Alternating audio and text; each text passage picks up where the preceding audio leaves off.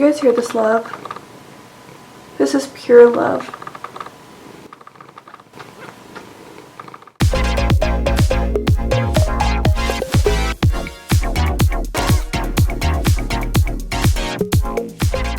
What's up guys, and welcome to Halloween. Halloween is 31 tutorials in the month of October, which means a new video every day. You've now heard that 16 times. Today is a revamp of a very, very old look. I don't know if any of you guys were maybe around with me for this. I did this Unwrapped beauty back in December of 2014, and since I never did a tutorial on it, I thought I would redo it, but with a Halloween vibe. I mean, Halloween vibe. All product details will be listed down below. Let's do it. I already applied my foundation and brows, and so beginning we're just going to hop right into the contour. Contour out your features with a contour powder of your proper shade. I use a very light, cool toned brown. Every time I say contour, I feel like I'm saying contour, but I'm not. Add a pop of blush and highlighter, and wow, Jordan, you're doing like so great in the shower to fully take off all your makeup every day. Great. Apply some primer to the lids, and we'll start sketching out our cut crease.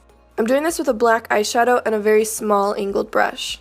A good spot to do this on your face is right underneath your eye socket bone. Make sure that the cut crease still shows when you look up with a relaxed face. That's the whole point of a cut crease. It's like above your actual crease. To start the top blend, I'm using the same old contour powder we used earlier and a small blending brush to work the colors up in layers. If you really want a super Halloween vibe, you could even do this in purples. Add down a large area of the color and then blend it outwards, and then add more and more, keeping it closer to that line. We're pretty much trying to make that line the darkest and have it blend out softly into our natural skin tone. Sharpen the line a bit with some of that black we used earlier, and it doesn't have to be absolutely perfect of a line yet, we'll fix it later. Candycorn is the vibe we are going with for this whole look, so the eyes are no different obviously. Add a bright ass yellow all over the lid, packing it down as you go. Add orange in the outer corner. Again, I use patting motions to blend the colors together. With an even darker orange shadow, this is Morocco from Makeup Geek, one of my absolute favorites. Oh my gosh. I'm just going to finish off the wing shape and go back in with a little bit of black to now sharpen that last line. Smoke out the bottom just a little bit if you'd like. And with some liner, add in a thickle wing on your eyeballs. I like to first draw out my lines with a felt tip liner and then fill in. I find that to be the easiest. You can see I went pretty ham for the eyeliner. Shit, even went past my eyebrows. But hey, the eyes are intense. We gotta make the liner intense too, you know? One side didn't quite match the other one, and that's okay if it happens. Just use some black shadow to make the other side match. Coated my top and bottom lashes in some mascara and then popped on some of my favorite lashes. For the lips, I almost did black like I did in the first one, but man, this berry shade, I was just calling my name. I'm obsessed with yellow and these like berry tones. I filled those in, and I did want them a little vampier though, so I used that same liner to outline, overline them a bit, and to give a really nice ombre effect. And intensified my beauty mark. I can't do a beauty look without doing that, come on. Draw out the open unwrapped looking pieces on your skin in whichever fashion you'd like. I chose to have my face and chest just busting through the paper. For the exposed paper, the parts of the paper that we are tearing through, I wanted some to be rolled over and some just folded over a bit. Go with a variation with rips and spots to have them, because this would be extremely random. It wouldn't all look the same. Filling in the body of the look, I used some yellow water-activated body paint and stippled it with a sponge for a more textured effect. Water-activated paints do dry to the touch, and so if you're wearing this out, this is your best bet. Use a brush to get in those close-up areas your sponge just can't quite reach, and add some orange stippling around the entire piece.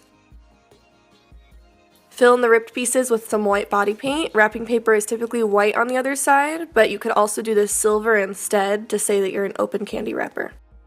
We already contoured the actual skin part of the face, but we gotta do it to the paper, so use some orange.